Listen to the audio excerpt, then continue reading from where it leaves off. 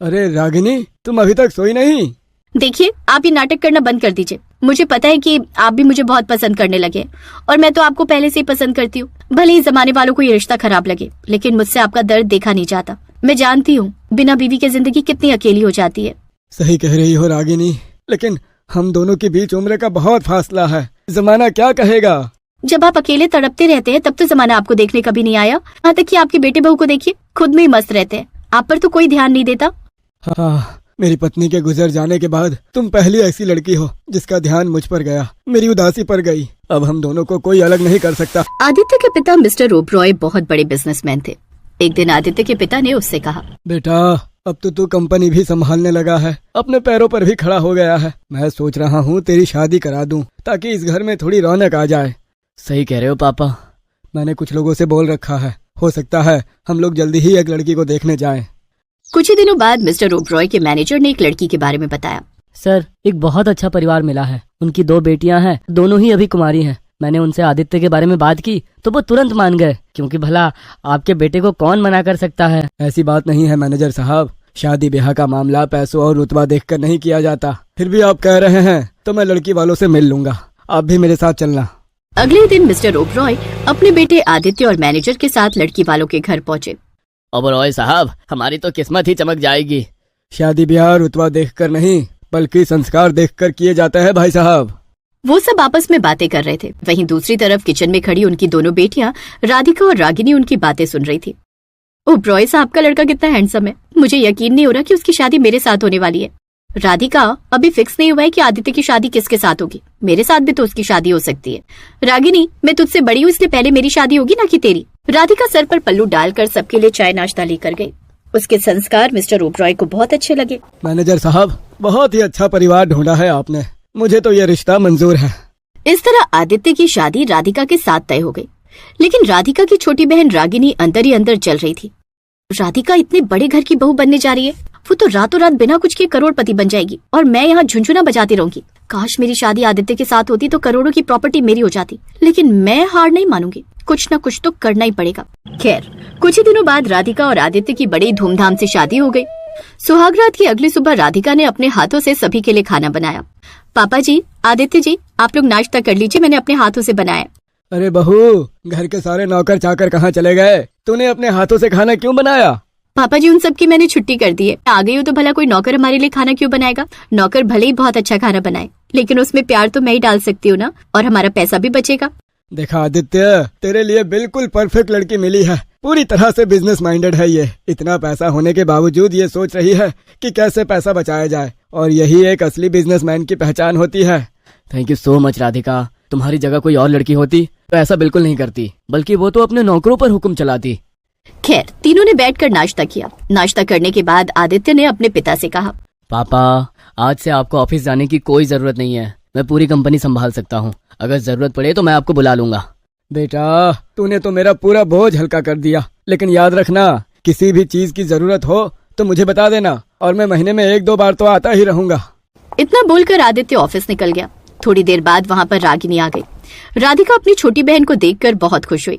रागिनी, बहुत अच्छा किया कि तू आ गई, मुझे तेरी और माँ पिताजी की बहुत याद आ रही थी। चिंता मत करो दीदी, अब तो मैं यहीं रहूंगी। यहीं रहोगी मतलब? अरे मेरा मतलब है मैं कुछ दिनों तक यहीं रहूंगी। पहली बार आप मुझसे अलग हुई है ना, तो अकेलापन मुझसे बर्दाश्त नहीं हो रहा था। तभी वहाँ पर राधिका के ससुर जी आ गए। उन्होंने जीन्स टी-शर्ट पहन रखी थी, वो देखने में बिल्कुल फिट लग रहे थे। अरे रागिनी, आओ आओ आओ, तुम्हारे आ जाने से तो घर में रौनक आ गई। खैर, राधिका ने उसके लिए भी नाश्ता बनाया। मौका देखकर रागिनी चुपके से राधिका के ससुर के कमरे में पहुंच गई। ओबरॉय जी, आप तो इस उम्र में भी कितने फिट लगते हैं। हाँ, फिटनेस का तो ख्याल रखना ही चाहिए रागिनी। क्या डोले शोले हैं आपके, मैं छूकर देख सकती हूँ? हाँ हाँ, क्यों नहीं। जैसे ही रागिनी ने उसे टच किया, उसे कुछ अजीब लगा और वो तुरंत दूर हट गया। अरे क्या हुआ ओबरॉय जी, आप दूर क्यों हट गए? अब कुछ नहीं, तुम अपनी बहन के साथ बातें करो, मैं जरा थोड़ा सा काम निपटा कर आता हूँ। रागिनी वहाँ से चली गई और मन ही मन सोचने लगी, पहला निशाना तो लग गया। अब जल्दी ये बुढ़ा मेरे प्यार में पागल हो जाएगा और मुझसे शादी कर लेगा, फिर इसकी सारी प्रॉपर्टी मैं अपने नाम करवा लूंगी। खैर, रात में जब आदित्य आया तो राधिका और रागिनी दोनों ने मिलकर खाना बनाया। खाना पीना खाने के बाद जब सभी लोग सो गए, तब रागिनी चुपके से बाहर हॉल में आई। उसने ओबरॉय साहब के कमरे की तरफ देखा तो वो कमरे में नहीं थे। ये बुढ़ा आखिर कहाँ चला गया? आज मुझे फाइनल टच देना था, बालकनी में जाकर देखती हूँ। रागिनी ने बालकनी में जाकर देखा तो ओबरॉय साहब रात की चांदनी को बहुत ही गौर से निहार रहे थे। रागिनी भागकर उनके पास गई। अरे रागिनी, तुम अभी तक सोई नहीं? देखिए, आप ये नाटक करना बंद कर दीजिए। मुझे पता है कि आप भी मुझे बहुत पसंद करने लगे और मैं तो आपको पहले से ही पसंद करती हूँ। भले ही जमाने वालों को ये रिश्ता खराब लगे, लेकिन मुझसे आपका दर्द देखा नहीं जाता। मैं जानती हूँ बिना बीवी की जिंदगी कितनी अकेली हो जाती है। सही कह रही हो रागिनी, लेकिन हम दोनों के बीच उम्र का बहुत फासला है। जमाना क्या कहेगा? जब आप अकेले तड़पते रहते हैं तब तो जमाना आपको देखने कभी नहीं आया। यहाँ तक कि आपके बेटे बहू को देखिए, खुद में ही मस्त रहते हैं, आप पर तो कोई ध्यान नहीं देता। हाँ, मेरी पत्नी के गुजर जाने के बाद तुम पहली ऐसी लड़की हो जिसका ध्यान मुझ पर गया, मेरी उदासी पर गई। अब हम दोनों को कोई अलग नहीं कर सकता। तुम्हें पता नहीं है कि तुमने मुझे एक ही पल में कितनी खुशियाँ दी है। अगले दिन जब आदित्य काम पर चला गया तब मिस्टर ओबरॉय और रागिनी तैयार होकर एक साथ कहीं जाने लगे। रागिनी, पापा जी कहाँ जा रहे हैं आप दोनों? अरे बहू, रागिनी को कुछ शॉपिंग करनी है और मुझे भी जरा अपने पुराने क्लाइंट से मिलना है, तो मैं इसे रास्ते में छोड़ दूंगा और निकल जाऊंगा। रागिनी, तुझे शॉपिंग करनी है तो मैं चलती हूँ ना तेरे साथ। पापा जी को क्यों परेशान कर रही है? अरे नहीं नहीं दीदी, आप यहीं रहो, घर संभालो। मुझे वहाँ पर मेरी सहेलियाँ मिलेंगी, मुझे उनके साथ शॉपिंग करनी है। इतना बोलकर दोनों वहाँ से निकल गए। रात में दोनों काफी लेट से घर में वापस लौटे। दोनों ने ड्रिंक कर रखी थी लेकिन किसी को पता नहीं चलने दिया। अरे पापा, खाना तो खा लीजिए कम से कम। अरे नहीं बेटा, मैं जरा एक पुराने क्लाइंट से मिलने गया था तो वहाँ थोड़ी सी पार्टी हो गई। दीदी, मैं भी खाना नहीं खाऊंगी, मैं अपनी सहेलियों के साथ डिनर करके आई हूँ। इतना बोलकर दोनों अपने अपने कमरे में चले गए। लेकिन अब ये रोज रोज का काम हो गया था। मिस्टर ओबरॉय और रागिनी दोनों दिन भर एक दूसरे के साथ वक्त बिताते और खूब एंजॉय करते। फिर एक रात राधिका ने इस बारे में आदित्य से बात की। आदित्य, मुझे पिताजी और अपनी बहन पर कभी कभी शक होता है। ये दोनों पिछले 1 महीने से आपके जाते ही एक साथ कहीं बाहर निकल जाते हैं और देर रात को वापस आते हैं। ये तुम कैसी बातें कर रही हो राधिका? तुम मेरे पापा और अपनी सगी बहन पर शक कर रही हो? अरे दोनों की उम्र तो देखो कम से कम।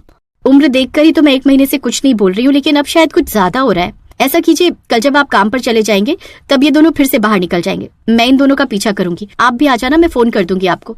ठीक है, कल तुम्हारा शक मैं दूर कर देता हूँ। अगली सुबह आदित्य काम पर चला गया। थोड़ी देर बाद एक बार फिर से मिस्टर ओबरॉय और रागिनी एक साथ कहीं कोई ना कोई बहाना बनाकर निकल गए। राधिका ने तुरंत आदित्य को फोन किया। ठीक है, तुम उन दोनों का पीछा करो और अपनी लाइव लोकेशन मुझे सेंड कर दो, मैं भी बस पहुंचता हूँ तुम्हारे पास। राधिका ने कार स्टार्ट की और मिस्टर ओबरॉय की कार का पीछा करने लगी। काफी दूर चलने के बाद एक लव गार्डन के बाहर मिस्टर ओबरॉय ने अपनी गाड़ी रोकी। गाड़ी का दरवाजा खोलकर अपने हाथों से रागिनी को बाहर निकाला और दोनों अंदर चले गए। राधिका ये सब देख रही थी कि तभी वहाँ पर आदित्य भी आ गया। आदित्य, लगता है जिस बात का मुझे डर था वही हुआ। पिताजी और रागिनी इस लव गार्डन के अंदर गए, चलो देखते हैं। आदित्य और राधिका गाड़ी से उतरकर चुपके से लव गार्डन के अंदर चले गए। अंदर जाकर उन्होंने देखा कि मिस्टर ओबरॉय और रागिनी एक ही आइसक्रीम को बड़े ही प्यार से खा रहे थे। घर चलो राधिका, पापा बहुत अकेले हैं, शायद इसीलिए कदम बहक गए होंगे उनके। मैं कुछ करता हूँ। रात में आदित्य अपने पिता के पास आया। पापा, जब से आपने सारी प्रॉपर्टी मेरे नाम कर दी है तब से प्रेशर बढ़ गया है। तभी रागिनी वहाँ पर आ गई। राधिका दूर से सब देख रही थी। मतलब सारी प्रॉपर्टी जीजू के नाम पर हो गई है?